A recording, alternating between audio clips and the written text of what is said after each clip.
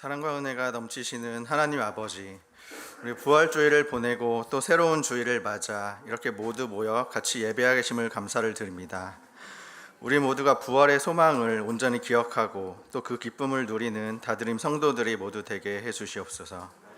이 시간 드리는 예배를 통해 주님 큰 영광 받으시기를 소망합니다. 지난 한 주간 우리 각자의 자리에서 열심히 살아가고 때로 좌절하고 힘들었지만 그 하나님 말씀을 통해 버틸 힘을 주시고 또 부어주시는 은혜를 통해 기쁨을 누리게 하심에 감사드립니다. 하지만 우리가 광야를 살아가는 그 이스라엘 백성들처럼 나의 욕심 때문에 순종하지 못하고 또 많은 불만과 불평 속에 하루하루를 또 살아왔음을 고백하게 됩니다. 나약한 우리들이지만 우리를 끝까지 사랑하고 포기하지 않으시는 주님의 모습을 우리가 바라보게 하시고 결국 우리들과 약속을 이루어 가실 주님을 따르는 그런 삶이 되게 해주시옵소서. 우리의 삶이 그 광야 속에 있는 것처럼 보여도 결국엔 이루어질 그 주님과의 언약을 믿고 또 그 소망을 품고 오늘을 살아갈 수 있기를 기도합니다. 9년 전 오늘 정말 믿기 힘들었던 큰 아픔을 기억합니다. 이제 세월호 참사가 일어난 지 어느덧 9년의 시간이 흘렀습니다. 이 땅에 어리고 귀한 생명들이 영문도 모른 채 우리 곁을 떠나야 했던 그 슬픔을 우리가 같이 기억하게 하시고 또 여전히 해결되지 않는 문제들 속에서 아직도 큰 슬픔을 겪으며 살고 있는 유족과 생존자들을 주님께서 위로하여 주시옵소서. 그 아픔들이 주님의 사랑으로 온전히 치유되기를 기도합니다. 아직은 세상이 많이 달라지지 않은 것 같지만 조금씩 그 하나님 보시기에 아름답고 또한 좋은 세상으로 바뀌어가기를 기도합니다. 다가오는 전교인 수련회를 위해 기도합니다. 모이기 힘들었던 지난 시기를 잘 버텨온 우리 다드림 성도들이 이제는 한자리에 모여 같이 예배하고 기도하고 또 즐겁게 교제하는 시간을 가지려고 합니다. 각자의 시간과 상황들을 모두 허락해 주셔서 많은 성도들이 같이 참석할 수 있게 해주시고 모두에게 은혜 넘치는 귀한 자리가 되기를 주님 소망합니다. 또한 주련회를 준비하는 준비팀과 수고하는 여러 손길들 가운데 주님께서 함께 해주셔서 힘을 주시고 지치지 않고 아무 문제 없이 잘 준비될 수 있도록 주님 모두를 지켜주시옵소서. 이한 다드림 공동체를 위해서 기도합니다. 함께하지 못했던 지난 몇 년의 시간들을 보내며 약해졌던 하나된 공동체를 다시 세워나가는 시간 중에 있습니다. 소그룹을 통해 또 여러 모습의 모임들을 통해 주님의 귀한 공동체로 세워지기를 같이 기도합니다. 특히 교회 학교에 자라는 아이들이 서로 더욱더 친밀하게 해주시고 예배를 사모하게 하는 마음을 주시고 그러한 마음들을 통해 하나님을 향한 사랑이 더 무럭무럭 자라나갈 수 있도록 주님 함께하여 주시옵소서. 우리가 아픈 한우들이 많이 있습니다.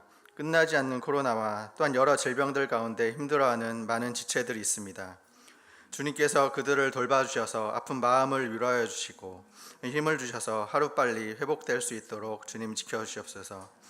모두가 건강하게 같이 예배할 수 있도록 주님께서 함께해 주시기를 기도합니다. 그리고 담임 목사님께서 무사히 안식어를 마치시고 건강에 돌아오게 해주셔서 감사합니다. 그 시간 동안 부어주신 하나님의 은혜를 통해서 목사님을 잘 회복시켜 주실 것을 믿습니다. 목사님을 통해 우리의 귀를 열어주시고 주님의 말씀이 온전히 성도들에게 전해지기를 기도합니다. 또한 각자의 자리에서 열심히 섬기시며 수고하시는 모든 교육자분들의 모습을 주님께서 잘 아십니다. 지치지 않고 더욱더 기쁜 마음으로 주님께서 주신 사명을 온전히 감당할 수 있도록 주님께서 큰 은혜를 부어주시옵소서. 이 시간 찬양팀의 찬양을 기뻐 받아주시고 여러 자리에서 예배를 준비하는 손길마다 주님의 큰 축복이 함께하기를 원합니다.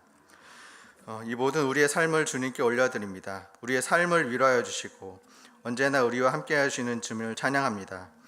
이 모든 말씀 주님께 올려드리며 예수님의 이름으로 기도드렸습니다. 저는 한 달 동안 여러분의 기도로 또 허락으로 잘 쉬고 왔습니다. 한 달 동안 17개 교회에 17번 설교를 하였습니다. 사람들이 이렇게 말씀을 드리면 목사님은 쉰 것이에요? 아니면 일하러 간 거예요? 그럴 텐데 저는 사람을 만나는 것이 상당히 쉼에 도움이 됩니다. 사람을 만나기 전에 에너지가 많이 나는 편이고요. 그렇지만 한 주 정도는 풀로 쉬면서 제 삶을 돌아보고 또 오늘 특별히 이 본문을 가지고 말씀을 전하게 된 것은 지난 한 달 동안을 통하여서 제가 18년 동안 겪었던 일들을 좀 마음으로 잘 정리를 하게 해 주셨어요. 그래서 그 말씀을 나누려고 합니다. 물론 개인 간증은 아닙니다. 말씀을 보면서 하나님이 내게 어떤 일을 하셨는가 하는 것을 정리한 것을 선포하려고 합니다. 지난 한 달 동안 우리 장로님들과 그리고 우리 동역하는 교역자들이 힘에 지나도록 애를 썼습니다. 3월부터 시작된 금요 특별기도회와 또 새벽기도회 그리고 고난주간 저녁 집회를 저도 멀리서 함께 참여하기도 하고 끝나고 난 뒤에 말씀을 듣기도 하면서 우리 모두가 참 기쁘게 잘 감당하고 있구나 하는 것 때문에 감사하고 또 돌아와서 보니까 우리 동역한 우리 교역자들이 힘에 지나도록 했는지 몸들이 아프더라고요. 또 이들도 잘 쉴 수 있도록 기회를 주면 될 것 같습니다. 너무너무 수고한 것에 다시 한번 감사를 드립니다. 오늘 읽은 본문 말씀 고린도후서 12장 9절부터 10절 말씀, 이 말씀을 가지고 은혜로 강한 우리, 이런 제목으로 말씀을 선포하려고 하는데요. 신약 성경은 우리가 생각하는 것만큼 은혜라는 단어가 잘 나오지는 않아요. 우리가 자주 입으로는 은혜를 많이 이야기하는데 신약 성경을 검색해 보면 은혜라는 단어가 에베소서나 고린도 전후서나 로마서 이 세 성경에서 많이 언급이 됩니다. 책의 분량으로 보면 에베소서가 제일 적은 분량인데 그래서 비중으로 따지면 에베소서가 제일 은혜를 많이 이야기합니다. 에베소서는 교회에 관한 책이고 교회가 어떠해야 하는가 하는 것을 알리는 책이니까 그런 눈으로 본다면 주제에 맞게 교회는 은혜가 넘치는 것이고 은혜로 이루어졌고 은혜가 흐르는 것이 교회이다. 이게 에베소서에 말하자면 주제가 되겠지요. 교회는 여러분 은혜가 없이는 결코 교회가 되지 않습니다. 그리고 로마서에서는 은혜가 어디에 초점이 많은가 하면 전부 다 예수 그리스도께서 하신 일이에요. 그래서 예수님이 어떤 일을 하셨는가 그것 가지고 은혜를 가장 많이 얘기합니다. 그런데 고린도 전후서는 은혜를 언급하는 횟수로는 고린도 전후서가 제일 많아요. 제일 많고 또 독특해요. 고린도후서 8장을 보시면 은혜라는 단어가 한 장 안에서는 제일 많이 나오는데 고린도후서 8장은 여러분 아시다시피 이방인 교회들이 예루살렘 인근에 기근이 들어서 그 어려운 형제 자매들을 돕기 위해서 돈을 부조하기 위하여서 하는 기록한 성경이 고린도후서 8장이에요. 그런데 그러한 어려운 형제 자매들을 돕는 부조를 위하여서 은혜를 많이 이야기했다는 것은 교회는 여러분 어떤 필요들을 놓고 은혜가 흘러 넘쳐야지만 그 재정이 채워지고 필요가 채워진다는 것이에요. 오늘 이렇게 반찬을 통하여서 교회 수련회 재정을 마련하고 또 청년들이 기부 물품을 통하여서 수련회 재정을 마련하고 이 모든 것들이 은혜 없이는 이루어지지 않는다는 것이죠. 아무리 우리가 돈이 이만큼 부족합니다, 채워져야 됩니다, 아무리 얘기해도요 안 채워질 수 있습니다. 그러나 교회에 은혜가 넘치기 시작하면 그런 것은 아주 쉽게 다 채워지고도 남을 것입니다. 그래서 이 고린도 전후서 오늘 읽은 이 본문에도 은혜라는 단어가 나오는데 아주 독특하게 은혜를 사용하고 있어요. 은혜가 나오면 반드시 바울은 오늘 읽었던 이 12장 9절 10절에도 똑같이 나타나는데요. 은혜는 인생을 보는 눈을 바꾼다는 거예요. 인생을 보는 관점을 바꾼다고 말하고 있습니다. 9절 말씀을 같이 한번 읽도록 하겠습니다. 읽습니다. 시작.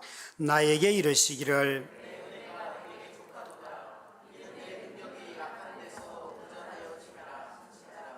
그러므로 도리어 크게 기뻐함으로 나의 여러 약한 것들에 대하여 자랑하리니 이는 그리스도의 능력이 내게 머물게 하려 함이라. 아멘. 내 은혜가 내게 족하다. 하나님이 바울의 기도를 들으시고 하시는 말씀이에요. 바울은 내 은혜가 내게 족하다, 하나님이 하시는 이 응답을 받았을 때 그가 드린 기도는 뭐였는가 하면 이 7절 8절에 보면 자기 자신이 말하는 육체의 가시라고 하는 아주 어려운 문제를 놓고 하나님 앞에 3번 기도하였습니다. 성경학자들은 이 육체의 기도가 뭘까? 바울이 자주 걸려 넘어지는 유혹도 육체의 가시가 될 수 있다 하는 사람도 있고, 또 어떤 사람들은 바울을 향하여서 쫓아다니며 죽이려고 하는 적대자들, 적대적인 유대인들, 끝까지 바울을 죽기 전에는 나는 아무것도 먹지 않겠다, 이런 결사단원들이 그의 육체의 가시라고 하기도 하고요. 어떤 사람들은 그 병명은 알 수 없지만 질병을 가지고 얘기하기도 해요. 특별히 풍토병 중에 말라리아와 같은 이런 병이라고 하기도 하고요. 아니면 바울이 간질이나 안질이나 심지어 편두통을 가지고 있었을 것이다 라고 주장을 합니다. 그의 병명이 뭔지는 몰랐지만 바울은 자신 스스로도 육체의 가시라고 할 만큼 굉장히 고통스러웠으면 틀림이 없어요. 이것을 없애달라고 하나님 앞에 기도하였더니만 하나님이 이렇게 말씀하시는 거예요. 나는 너에게 준 은혜가 너무 족하다. 다시 말해서 네가 구하는 그 기도 나는 이제 듣지 않는다. 안 들어줘도 너 사는데 지장이 없다. 너 지금까지 살아온 것을 봐라 라고 말씀하신다는 거예요. 참 여러분, 이 바울이 기가 막힌 이야기죠. 우리가 은혜를 생각할 때 은혜 그러면 우리가 좋아하는 것, 내가 구하는 것 다 들어줄 때 은혜 받았다 말하는데, 바울이 말하는 이 은혜는 우리를 매우 당혹스럽게 해요. 우리의 기대를 산산이 깨부숴버립니다. 오히려 응답되어서 은혜 받았습니다 라고 말하면 참 좋을 것 같은데 아니에요. 바꾸고 싶었고 낳고 싶었고 없었으면 좋았을 것 같은 그 일을 놓고도 구하였더니만 바울아, 나는 너한테 준 은혜가 지금도 차고 넘쳐 라고 하나님이 말씀하신다는 거죠. 지금의 상황을 받아들이라는 거죠. 자신의 약함을 받아들이라는 거죠. 그렇게 육체의 가시로 찌르고 있는 그 무엇인가를 받아들이라고 말하고 있어요. 더 이상 기도하지 말라는 것이에요. 만약 우리가 우리 자신의 이런 연약함과 질병과 또 알 수도 없는 어떤 것을 놓고 기도를 멈춘다면 우리 모두는 다 당신은 참 믿음이 없습니다, 이런 비난을 쉽게 듣잖아요. 오히려 끝까지 이런 것은 기도하여서 고치고 낫는 것을 믿음 있는 사람이라 이렇게 말을 하지, 나 이제 더 이상 이거 구하지 않을 거예요 그러면 아이고 어떻게 그렇게 믿음이 없습니까? 라는 오히려 비난을 듣기가 쉽지요.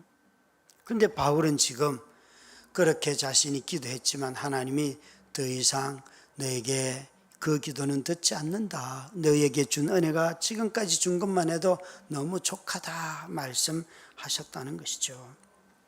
여러분, 참 저는 이 구절을 이번 안식월을 보내면서 다시 한번 제가 이 구절을 선택하여 선포하게 된 이유는 제 자신이 저의 지난 시간의 삶들을 돌아보면서 이제는 더 분명하게 하나님이 이렇게 하시려고 이런 일을 하신 거라고 인정하게 되고 이것으로부터 자유하게 되었다는 거예요. 여러분, 정말 더 구하는 것이 아니라 이제는 이 사실을 마음 깊은 곳에서부터 받아들이고, 이전에는 조금이라도 미진한 것이 있었어요. 그러나 돌아보면서 그래, 이제는 18년의 시간이 지나면서 더 이상 구하지 않아도 된다. 하나님이 내게 아픈 아내가 누워 있어도 주신 은혜는 차고도 넘친다. 그리고 일어나서 더 큰 은혜가 아니라 안 일어나도 하나님이 하실 일들이 내 삶 속에 너무 많다 하는 거예요. 제게 우리 윤지가 19살인데요. 윤지보다 1년 늦게 태어난 아이가 있어요. 그 목사님은 자녀가 넷인데 첫째 아이는 비장애인이고 둘째는 지체장애인이고 셋째는 태어나는 날 사산했고요. 넷째가 임신했을 때 저희 집을 찾아왔어요. 형, 우리 막내가 다운이래. 이 다운이 측정은 14주쯤 지날 때에 목 두께를 가지고 그 촬영한 엑스레이 가지고 목 두께가 1.3cm 이상이 넘으면 아마 다운이로 그렇게 판정을 하는 걸로 저는 알고 있습니다. 그래서 그 목사님이 저한테 형 나는 그냥 낙태하고 더 이상 목회 안 할 거야. 생명을 죽이는 사람은 목사를 할 수 없으니까 나 그만둘 거야. 그 왜 나를 찾아왔냐. 그냥 낙태하고 말지. 그랬더니만 우는 거예요. 자기 아빠가 목사님이고 할아버지가 장로님이신데 아빠가 얘야 네가 넷째 아이를 낳아라. 그러면 내가 길러주마. 그게 마음이 걸리는 거예요. 그래서 와서 울고 한바탕 같이 울고 돌아갔는데 그 넷째 아이를 낳았어요. 낳는 날 그 교회 병원장님이 그 교회 안수 집사님이신데 수술할 때 그 옆에 와 있던 권사님들이 태어나는 아이를 보고 봐라 애가 건강한 애가 태어났지 그랬더니만 그 원장님이 쓸데없는 소리 하지 말라고 애가 때가 되면 다 증상이 나타납니다. 그래서 정말 때가 되면 다 그 시기에 다운이로 정확하게 아이가 그 모양이 나타났고 그 아이가 우리 윤지가 19이니까 그 아이는 18살이에요. 여러분 얼마나 혹독합니까 인생이. 그런데도 그 둘째 비장애 아이는 30살이 넘어요. 아이들이 잘 자라고 있습니다. 교회의 권사님들이나 장로님들이나 성도들이 그 집에 와가지고 기도할 때마다 손을 얹고 기도를 열심히 하면서 이 장애를 가진 아이들이 나을 줄 믿습니다. 그러면 그 둘째 장애를 갖고 있는 아이가 눈 탁 뜨면 산다는 게 이거 아니에요. 안 낳는 것도 은혜인데. 안 낳는 것도 은혜인데. 여러분 가난도 은혜인데 이런 얘기 하실 수 있겠어요? 질병도 은혜인데 이런 말씀 하실 수 있겠어요? 장애도 은혜인데 하실 수 있겠어요? 긴 과정을 거치겠지요. 긴 과정. 저만 해도 18년의 시간이 지나고 나니까 이제는 이렇게 말하는 거예요. 이번 한 달을 쉬면서 또 설교하면서 이 설교를 그 안식월에 2번 설교하였습니다. 저는 바깥에 가서 설교할 때 2번 하거나 이런 일 거의 없습니다. 그런데 이번에 이 설교를 다시 한번 이렇게 정리를 하고 새롭게 말씀을 하나님 앞에 구하면서 내가 먼저 믿게 되는 거구나 하는 것을 알게 되었어요. 사랑하는 우리 성도 여러분, 참으로 안 낳는 것도 은혜인데 내 은혜가 너에게 족하다 하시는 하나님의 음성을 여러분 우리 삶을 보면서 자꾸만 결핍을 가지고 우리는 복음만으로 넉넉합니다. 복음만으로 만족합니다. 이런 말들을 우리 자신이 고백 못할 때가 참 많잖아요. 저 또한 마찬가지고요. 교회를 하면 할수록 늘 부족한 것이 많은 것 같고 이것도 하고 저것도 하게 해야 될 것 같은 생각들이 왜 없겠습니까? 그런데 하나님이 이렇게 말씀하세요. 안 낳는 것도 은혜인데 내 은혜가 너에게 족하다.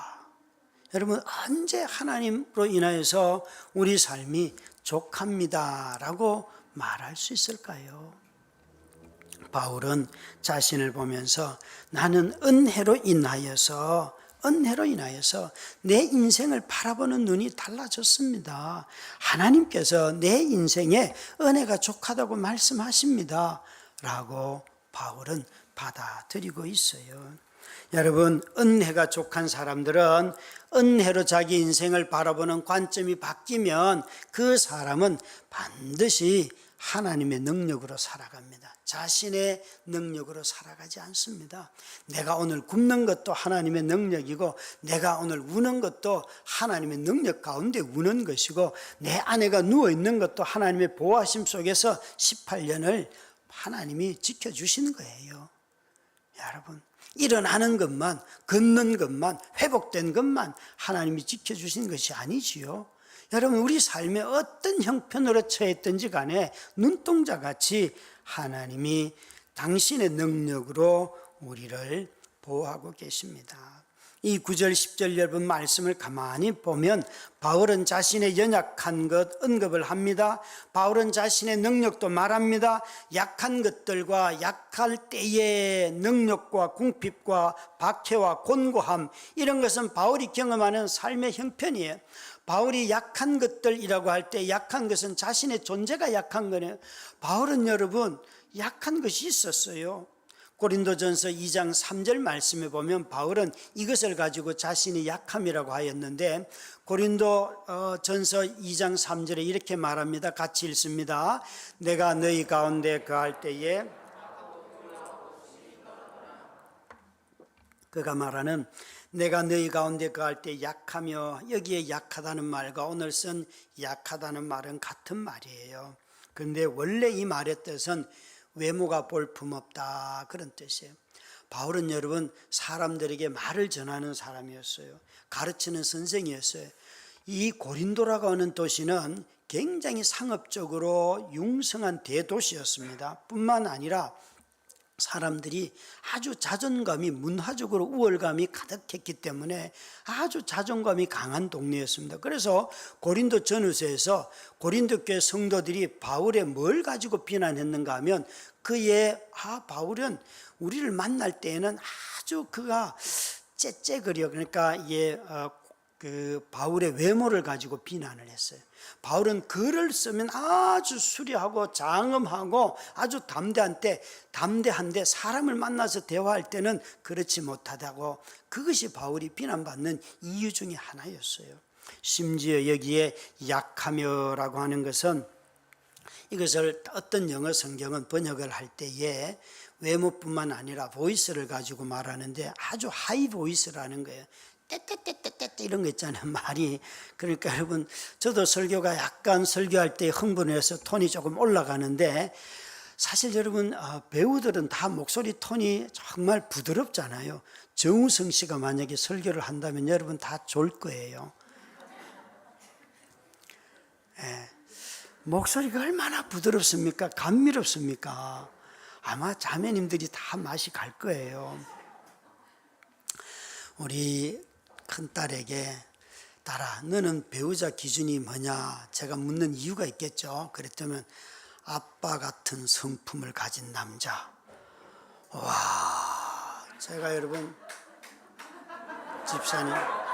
이 집사님 역시 복이 있기를 원합니다. 그래서 제가 또 막내에게 또 물었죠. 그랬더니만 아빠 같은 남자 그러더라고요. 여러분 저는 벌써 2명이 확보했어요. 그런데 충격적인 건 큰딸이는 그런데 키는 아니야. 키는 아니야. 여기서 좌절했습니다, 여러분. 바울이 그런 거예요. 바울이 못생겼다. 심지어 어떤 성경학자들은 바울은 곱사등이로 추정을 합니다. 추정을 하기도 해요. 그러니까 여러분 가르치는 사람이 목소리도 좋고 좀 신체도 건강하고 비장애인이고 그런 게 좋지, 장애를 가지고 여러분 누가 그 신뢰하겠어요? 그런데 바울은 자신의 장애를 가지고 있는 것, 자신의 외모, 자신의 연약함을 자랑한다는 것. 여러분 우리 중에 누가 정말 기쁨으로 자신의 가난을 자랑하는 사람이 있습니까? 조금만, 가난하기만 해도 누구도 집으로 초청을 안 해요. 아이고, 목사님 오시면 실망합니다. 막 숨기기 바쁘대요. 아니요, 여러분. 바울은요, 자신의 어떠함보다도 자신의 그 어떠함 속에서도 하나님이 그것을 쓰시는 것을 자랑하고 있어요. 그걸 바울은 능력이라고 하는 거예요. 자신의 학력을 누가 자랑하겠습니까? 나는 여러분 누가 대학 나왔다 그러면 좋은 대학 나왔네요 인정해 주면 되는데, 그것 때문에 또 상처 입는데, 그건 자기가 그런 능력을 가지지 못해서 그 열등감에 쌓여 있어 그런 거예요. 아이고 내가 대학 안 나왔습니다. 초등학교도 졸업 못했습니다. 그래도 먹고 사는데 아무 지장 없습니다. 왜 그 이야기를 못합니까? 왜? 여러분 교만해서도 아니고 비굴해서도 아니고, 나와 같은 인간을 통해 나와 같은 삶의 형편 속에 하나님이 자신의 능력을 드러내는 통로로 나를 쓰신다는 거예요. 그게 얼마나 이 바울에게 기쁨이 되었습니까? 기쁨이 되었어요. 여러분 손경민 목사님이 쓴 은혜라는 찬양에 보면 후렴에 모든 것이 은혜 한없는 은혜, 내 삶에 당연한 것 하나도 없었다는 걸 모든 것이 은혜였소.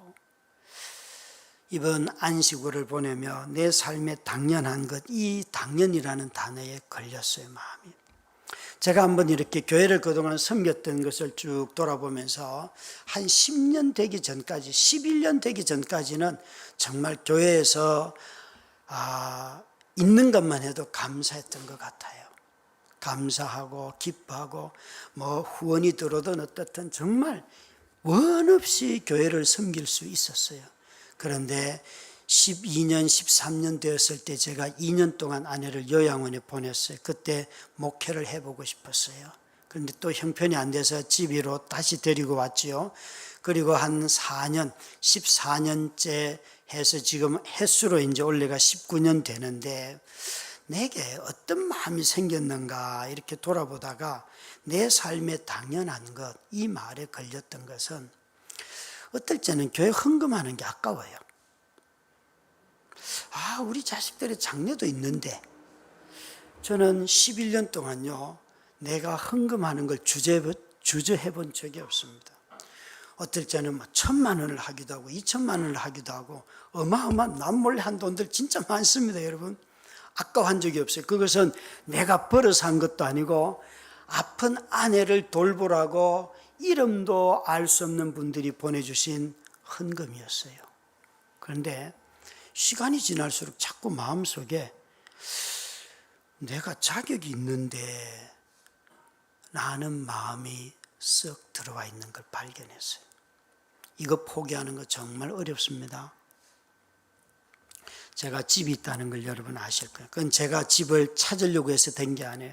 젊은 집사님 부부가 목사님 여기 청약 넣으세요, 저기 청약 넣으세요 해서 알려줘가지고 그분들이 잘 안내를 해줘서 집을 갖게 되었어요. 그건 제 능력이 아니에요. 저는 집이 없어도 살 줄 알았는데 집을 딱 생기고 나니까 집을 돌봐야 할 일들이 너무 많은 거예요. 빚도 갚아야 되고 뭐도 해야 되고 막 생각들이 복잡해졌어요. 그러면서 마음에 내가 하나님 앞에 드린다는 이 즐거움이 사라진 것을 발견한 거예요. 안 하는 것 아니에요, 여러분. 한 해를 해보면 그래도 상당하게 헌금을 해요. 그런데 문제는 무엇이 없어졌는가 하면 내게 기쁨이 없다는 거예요. 자꾸 뭘 계산하고 있다는 거예요. 여러분 이런 제 자신을 보면서 내 마음의 중심이 변한 거구나. 그걸 깨닫게 돼요. 하나님의 능력으로 살았으면서도 마치 이제 50이 넘어가고 50 말쯤 되니까 내 능력으로 살아야 된다는 이런 생각들이 슬그머니 들어오면서 저의 이 60부터 이제 내년이 되면 60이 되거든요. 60이 되기 전에 60 초반에 내가 집을 페이오프는 해야지. 이것이 제 삶의 슬그머니 목표가 되더라고요. 그런 것들을 보면서 이 말씀, 내 삶에 당연한 것 하나도 없었다는 걸 하나님이 내게 주신 선물이었는데 그것이 어느새 선물이 아니라 내가 마치 능력이 있어서 그렇게 잘 살아서 주신 거였구나 라고 바라보고 있는 저를 보았다는 거예요. 내 능력으로 산 것도 아니고 내 능력으로 집을 얻은 것도 아니고 정말 지혜로운 집사님의 도움으로 그 안내로 집을 얻었음에도 불구하고 이제는 내 능력으로 이런 삶의 방식이 제 속에 있는 것을 보면서 내가 은혜를 잘못 받고 있구나 하는 것을 깨닫게 되었어요. 여러분 은혜는 내 자신의 능력이 아니라 하나님의 능력으로 가난해도 굶주림도 하나님의 능력으로 버티는 겁니다. 그래서 비굴함이 없는 것입니다. 여러분 돈을 벌었다고 해서 자신의 능력으로 절대 안 합니다. 이민교회를 나눌 때 KM이라고 나누기도 하고 EM으로 나눠요. KM은 한국어를 쓰는 모임을 KM이라고 하고 영어를 쓰는 모임을 EM이라고 해요. 이번에 가서 섬긴 모든 교회는 다 KM에 속해 있는 그런 교회들인데 고민들이 뭔가 하면 이제 한국에서 학생들도 오지 않기 때문에 이전에 개척했던 이민 세대들만 남게 되고 점점 줄어드는 거예요. 그리고 영어권의 학생 그러니까 1.5세나 2세들밖에 없는데 이들은 어떤 공동체에 헌신하지 않고 그렇게 신앙생활을 한다는 것이 공통된 사역자들의 평가예요. 그래서 계속 섬기면서도 너무 어렵다는 거예요. 언제까지 일을 해야 될지. 제가 맨하탄에 있는 뉴 프론티어 교회라고 하는 곳에 가서 말씀을 전했는데요. 고난주간에 수목금 이렇게 3일을 전했는데, 그곳은 아시다시피 맨하탄은 젊은이들 중에 똑똑한 아이들이 와서 다 정말 어마어마하게 경쟁하는 곳이잖아요. 조그마한 10평의 집도 여러분 억대가 되는 10억대가 넘는 그런 집들에서 살면서 또 자신의 꿈을 이루어가는 그런 청년들이 있어요. 그런데 그 교회는 특이하게도 제가 만났던 어떤 교회보다도 젊어요. 20대부터 40대 초반까지. 장로님 3분이 43살이에요. 장로로서 역할을 뭘 해야 될 줄도 모르는데 장로가 되어 있는, 그 위로 나이가 없어요. 그래서 이분들이 저한테 목사님, 장로의 역할이 뭡니까? 그걸 좀 가르쳐 주십시오. 그러시더라고요. 그래서 그 목사님도 장로님들의 역할이 뭔 줄 모른대요. 자기는 어떻게 할 줄도 모른대요. 그래서 이런저런 이야기를 했는데, 정말 그 아주 냉혹한 현실 속에서도 그래도 모여서 믿음으로 살아가려고 한 300~400명의 청년들이 모여서 얼마나 뜨겁게 기도하면서 매일매일 살아가는지요. 그 교회도 건물이 없으니까 초등학교를 빌려서 모이고, 또 그게 주일날 그러면 또 목요일날은 저 다른 곳에 가서 건물을 빌려서 모이고, 그러면서도 신앙생활을 해가고 있어요. 그들이 한결같이 고백하는 게, 목사님, 우리가 여기 돈이 있어서 여기 있는 게 아니에요. 하나님이 우리를 여기에 붙들어 주셔서 이 사역을 위해서 우리를 돌봐주셔서 여기에 있습니다. 그렇게 고백을 하더라고요. 여러분, 정말 은혜가 충만하면 우리 모두는 다 하나님의 능력을 의지하게 되고 하나님을 바라보게 됩니다. 뿐만 아니라 은혜는 항상 하나님의 뜻이 이루어지는데 초점을 둡니다. 이 9절 말씀 후반절에 이는 내 능력이 약한 데서 온전하였음이라, 온전하다는 말, 이것이 중요한데요. 이 온전하다 하는 것은 부족한 것을 채운다 이런 뜻이 아니에요. 하나님의 뜻이 성취된다는 뜻인데, 예수님이 이 말을 언제 쓰셨는가 하면 십자가에 달려 돌아가실 때에 내가 다 이루었다 하시는 말씀이 바로 이 말씀이에요. 다시 말하면 바울은 자신의 연약함을 통하여서 하나님의 뜻이 이루어지는 삶을 살고 있다는 것이에요. 그것을 온전하다 말하는 것. 우리 모두는 다 자신의 연약함을 볼 때마다 결핍을 이야기하고 부족을 이야기하고 하나님의 뜻이 아니라고 생각해요. 그런데 바울은요, 자신의 연약함과 자신의 결핍과 자기의 궁핍함과 때로는 자신이 매맞는 이 모든 것들을 통하여서 하나님의 뜻이 이루어져 가는 것을 봤다는 거예요. 여러분, 우리 자신들도 이 바울처럼 내 능력이 약한 데서 온전하였음이니라, 끊임없이 내 삶의 형편, 그것이 내 존재가 약하든지 간에 형편이 그러하든지 간에 그것을 통하여서 이루어 가시는 하나님의 뜻을 발견하실 수 있기를 주의 이름으로 축원합니다. 여러분, 우리가 이것을 발견해야지만 우리 삶으로부터 자유로워지고 자신의 연약함으로부터, 연약한 상황으로부터 자유로워집니다. 이 본문을 읽을 때 이전에 제가 이렇게 설교했습니다. In weakness가 있고 by weakness가 있다. In weakness는 내 연약함 속으로 하나님의 능력이 임하여도 나의 연약함이 사라지지 않는다. 내가 가난한데 하나님의 능력이 임하였어요. 어쩌다 한번 재정이 늘어날 수 있어요. 그러나 그거 쓰고 나면 또 가난해요. 평생 가난해도 하나님의 은혜 가운데 살아갈 수 있지요. 그게 바로 in weakness라는 거예요. 그러나 by weakness도 있어요. 내 능력을 수단으로 정말 누군가는 그렇지 않은 삶이 일어날 수 있어요. 기도했더니만 나의 관절염이 나았다, 그런 사람 덜어 있어요. 순복음교회 가서 설교할 때 화딱지가 나서 이전에 여러분 중에 기도로 관절염 나은 사람 손 들어봐요 그랬더니만 진짜 한 사람 손 듭디다. 거기에 권사님들 수천 명 모였었어요. 그래서 제가 관절염 기도로 낫지 않은 사람 손 들어봐요 그랬더니 정말 많이 들더라고요. 그럼 누가 이긴 겁니까 이거?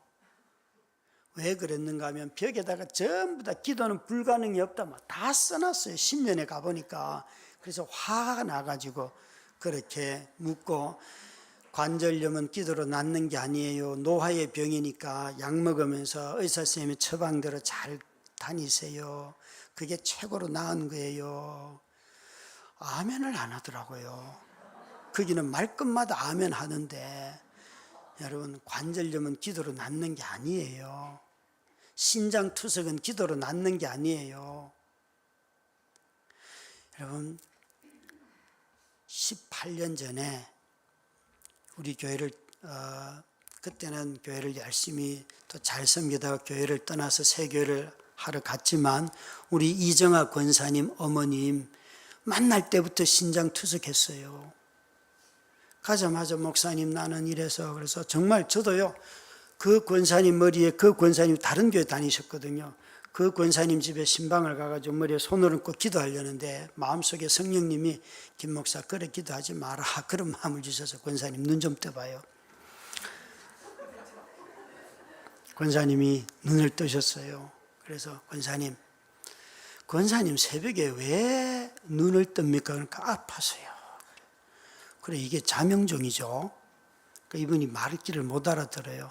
권사님, 이렇게 자식들 둘 있고 있어도 권사님이 언제 이 자식들을 말도 안 해도 다 모입니까? 그랬더니 병원에 가면 그 봐요, 자식들 다 호출하는 호출기죠. 권사님, 이거 권사님 기도해도 늘 아프죠. 그러니까 아프대. 이제 권사님 이 질병 투석하는 거, 이거 신장 투석하는 거, 이거 친구하면서 살아가요. 그랬더니 이분이 우시면서 목사님 병하고 친구하라고요 이러는 거예요. 아니, 내가 안 했어도 이미 몸에 붙어 있는데 뭘 내가 뭐 하는 것도 아니구만. 이분이요 우시면서 맞네요 목사님. 아프면 자식들이 달려고, 아프면 일어나고, 아프면 누군가 돌봐주고, 맞네요. 그러니까 병하고 친구하고 살아요. 그분 지금까지 살아 계세요. 여러분, 우리는요 너무 이 말을 이해를 잘 못해요. 하나님이 in weakness, 그 속에서도 하나님의 뜻이 이루어지고 하나님이 우리와 함께 하시고 자신의 능력을 다 드러내더라는 것이에요. 우리 교회에 부족한 것 왜 없겠습니까? 있죠. 그러나 여러분, 그 모든 것이 사라지기 때문에 하나님의 뜻이 이루어지는 게 아니에요. 그 모든 것이 이것보다 더한 어려움이 있어도 그것 속에서 하나님의 뜻이 이루어지는 것입니다. 저는 이 안식을 한 달 동안 이렇게 쉬면서 또 설교하면서, 사실은 앞에 있는 조금 전에 말씀 선포한 이것보다도 이제 마지막 하려고 하는 이 말씀이 내가 이제는 이거였구나 하고 깨닫게 되었어요. 9절부터 10절 말씀에 보시면 두 번 반복되는 하나의 단어가 있는데, 크게 기뻐함으로, 10절에 보시면 이런 것들을 기뻐하노니 이는 내가 약한 그때의 강함이라.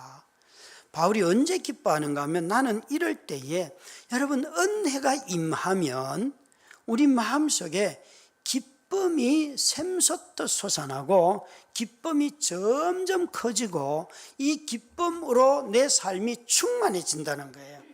바울은 그래서 내가 이런 것들을 크게 기뻐하고 더 기뻐하리라 라고 말하고 있어요. 여기에 바울이 언급하는 이 나의 여러 약한 것들과 약한 그때의 능력, 궁핍, 핍박, 곤란, 이 모든 것들이 그의 삶에 있었어요. 고난을 겪으면서 깨닫게 된 것이 있습니다. 벗어나는데 오랜 시간이 걸렸지만 자꾸 아픈 데 주목해요. 아프지 않은 데 주목을 해도 되는데 아픈 데 계속 주목하다 보니까 기쁨이 하나도 없어요. 여러분, 아프지 않은 데 주목하는 것이 믿음의 능력입니다. 바울은 자신에게 이런 것 있어도 하나님의 능력이 내게 정말 가득하구나, 가득하구나. 우리의 삶 가운데 이런 것들이 사라지면 얼마나 좋겠습니까? 여러분, 당구 치시는 분들 겐세이 아시죠? 겐세이가 뭔지 아시죠? 당구를 칠 때에 내가 치기 애매하면 상대방도 치지 못하도록 쓰리 쿠션이 나지 않도록 그 사람을 방해하는 그런 당구를 치는 거예요. 그러니까 내가 못 치는 거 남도 못 치도록 만드는 것이 겐세이라고 하는데, 처음 이래 어려움을 당했을 때 마치 하나님이 내 인생을 회방꾼 같았어요. 그래서 한동안은 이렇게 아내에게 말했다니까요. 내 인생에 태클을 걸지 마라. 그런 노래가 있잖아요. 내 인생에 태클을 걸지 마. 여러분, 그 노래를 부르면서 쓰라렸지요. 그런데 가만히 이번 제 안식일을 통하여서 하나님은 내 인생을 회방하는 분이 아니다. 이전에도 말로는 이렇게 했지요. 그런데 마음속에서 기쁨으로 이런 고백을 못 안 하더라는 거예요. 내 마음 깊은 곳에서 하나님이 나를 이렇게 내 눈에 보기에 깨지고 상하고 어그러지고 이렇게 했는데 하나님이 쓰시는 건 알겠어요. 그러나 기뻐할 수는 없어요. 이렇게 제 자신을 묶어놓고 있는 저를 봤다고요. 그래서 이게 아니구나. 고린도후서 4장 7절 말씀에 보면 너희가 다 찔거리시지만 너희 안에 보배 되신 그리스도가 계시기 때문에 여러분, 질겨렸으면 다 깨지는 거예요. 정말 내 삶에도 얼마나 상처가 많습니까? 때로는 어떤 사람들은 견딜 수 없어서 스스로 자해한 흔적도 갖고 있잖아요. 그러나 여러분, 그 자해한 흔적을 갖고 있어도 내게 예수 그리스도라고 하는 보화가 있기 때문에 내 인생이 나는 이것을 기뻐합니다. 여러분, 우리 더 이상 깨져서 금 간 거, 흠 있는 거, 모자라는 거 거기다 초점 두지 말고 내 속에 있는 그리스도 예수, 그분에게 초점을 두십시다. 그러면 우리는 기쁨을 회복할 수가 있어요. 저는 이번 안식일을 통해서 이 한 문장을 깨달은 것입니다. 응답되지 않은 기도가 내 인생 최고의 은혜였다.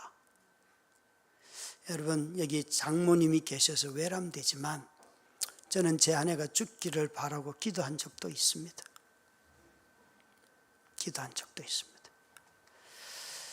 그런데 이번 안식일을 지나면서 응답되지 않은 기도가 내 인생 최고의 은혜였구나. 그것을 깨달았습니다. 제 눈에 보기에 아내는 부족했고 질병으로 인하여 아무것도 할 수 없어서 내 삶이 왜 이럴까, 그런 적이 있었지만 이제는 저를 위해서 가장 완벽한 조건으로 만들어 주신 선물이구나. 그래서 마음에서는 그래, 남은 생애를 저 아내와 함께 가슴 뛰게 한번 살아보자. 감사의 눈물이 나옵니다. 여러분, 응답되지 않은 기도가 있었기 때문에 제 인생 최고의 은혜가 저와 함께 있고 또 여기 있는 우리 성도님들에게 이렇게 말씀을 전할 수 있게 되었습니다. 여러분, 우리 모두가 다 삶에 여러 어려움들이 있지만 또 여러분들은 정말 쉴 수 없는 환경 속에 살아가고 있지만, 그러나 다시 한번 힘을 내서 이 예수의 은혜를 자랑하고 예수의 은혜를 깊이 찬양하는 저와 여러분 다 되시기를 주의 이름으로 축원합니다.